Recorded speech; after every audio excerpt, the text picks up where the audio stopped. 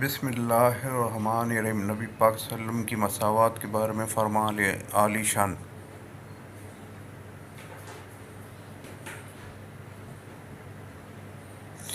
نبی پاک صلی اللہ علیہ وسلم کی حدیث مساوات کے بارے میں، تمام انسان برابر ہیں۔ رسول اللہ صلی اللہ علیہ وآلہ وسلم نے فرمایا، تمام انسان آدم کی اولاد ہیں اور آدم مٹی سے پیدا ہوئے۔ کسی عربی کو اعجمی پر اور کسی اعجمی کو عربی پر کوئی فضیلت نہیں مگر تقویٰ کی بنیاد پر۔ مسند احمد۔